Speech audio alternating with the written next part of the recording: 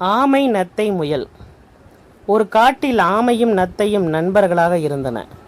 அவை இரண்டுக்கும் நீண்ட காலமாக ஒரு மனக்குறை இருந்தது. தங்களால் வேகமாக நடக்கவோ தாவி குதித்து ஓடவோ முடியவில்லை என்ற மனக்குறைதான் அது. ஒரு நாள் அவை இரண்டும் நடந்து சென்று கொண்டிருந்த போது ஒரு அழகிய வெள்ளை நிற முயல் தாவி குதித்து ஓடி வருவதை கண்டன. முயலே நில் என்றது ஆமை. முயல் நின்றது. நீ எப்படி இவ்வளவு வேகமாய் தாவி குதித்து ஓடுகிறாய் என்று கேட்டது நத்தை. இது என்ன கேள்வி? உங்களுக்கு இருப்பது போல் என் முதுகில் கனமான ஓடு இல்லை, அந்த சுமை இல்லாததால் வேகமாக ஓடுகிறேன் என்று சொல்லிவிட்டு முயல் அந்த இரண்டையும் இலக்காரமாக பார்த்தது. ஓஹோ, எங்களின் வேக குறைவுக்கு எங்கள் ஓடுதான் காரணமா? ஆமாம், நீங்கள் உங்கள் ஓடுகளை கலற்றி போட்டுவிட்டால் என்னை போல் வேகமாக ஓடலாம். வேகமாக ஓடுவதில் ஒரு அலாதியான சுகம் இருக்கிறது தெரியுமா? அனுபவித்து பாருங்கள் என்றது முயல். ஆமைக்கும் நத்தைக்கும் அந்த இடத்திலே தங்கள் முதுகு ஓடுகளை கலற்றி போட்டு விட வேண்டும் என்று ஆவல் பிறந்தது. அவற்றை கலற்ற முயன்ற போது திடீரென புதல் மறைவில் ஏதோ அசையும் ஓசை கேட்டது. ஆமையும் நத்தையும் ஆபத்தை உணர்ந்து தங்கள் ஓடுகளை கலற்ற முயற்சி கைவிட்டன. சட்டென புதர் மறைவிலிருந்து ஒரு ஓநாய் வெளிவிட்டு முயலை நோக்கி பாய்ந்தது. ஆமையும் நத்தையை விருட்டென தங்கள் உடலை ஓடுகளுக்குள் இழுத்துக் கொண்டு உயிர் பிழைத்தன.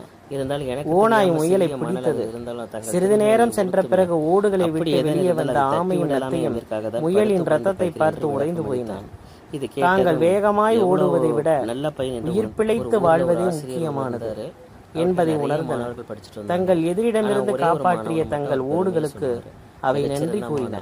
இவனை போல பணிவாக நடந்து கொள்ள வேண்டும், பொறுப்புணர்ச்சியோடு நடந்து கொள்கிறார். ஆமையும் இரண்டு வாத்துகளும். மற்றவருடைய அன்பு. அது ஒரு அழகிய ஏரி. அந்த ஏரியில் அழகிய ஆமை ஒன்று தனது இரண்டு வாத்து நண்பர்களுடன் வாழ்ந்து வந்தது. தினமும் இந்த இரு வாத்துகள் ஆமையை சந்திப்பது வழக்கம். அவருடைய படுக்கிற ஒரு நாள் அந்த இரண்டு வாத்துகளும் வருத்தத்துடன் காணப்பட்டு புரண்டு பார்த்துட்டு தான் இதை கண்ட ஆமை, ஏன் இருவரும் வருத்தத்தோடு உள்ளீர்கள் என்று கேட்டார். உண்மையா கேட்கிற பல வருடங்களாக மழை பெய்யாத காரணத்தால் இந்த ஏரி வறண்டு வருகிறது. இன்னும் சில காலத்திற்கு பிறகு இங்கு முற்றிலும் நீர் வறண்டுவிடும்.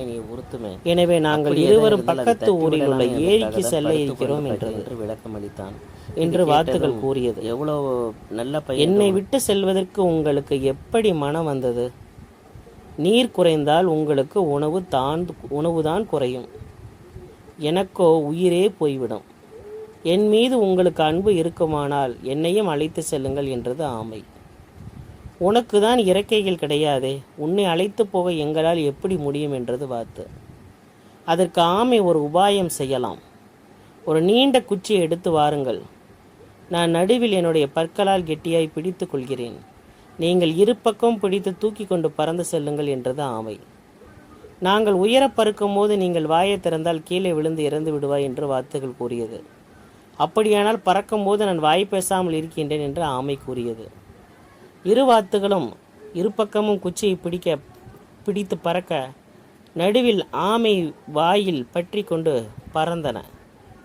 சிறிது தூரம் பறந்தவுடன் ஆமை சந்தோஷத்தில் துள்ளி குதிக்க ஆரம்பித்தது. இரு வாத்துகளும் ஆமையிடம், சிறிது நேரம் அமைதியாயிரு, இல்லாவிடில் நீ கீழே விழுந்து விடுவாய் என்று கூறியது. செல்லும் வழியில் வாத்துகள் ஆமையுடன் பறந்து செல்வதை பார்த்த மக்கள் வாத்துகள் எதையோ தூக்கி கொண்டு போகின்றன என கூச்சலிட்டனர். ஆமையின் கெட்ட நேரம் அந்த வார்த்தைகள் அதன் காதில் விழுந்தது. இந்த மக்கள் ஏன் இப்படி கூச்சலிடுகின்றன என வாய் திறந்து பேச அது பிடித்திருந்தபடி பிடி விட்டுவிட கீழே விழ தொடங்கியது. கீழே விழுந்த ஆமை உடல் சிதறி இறந்தது.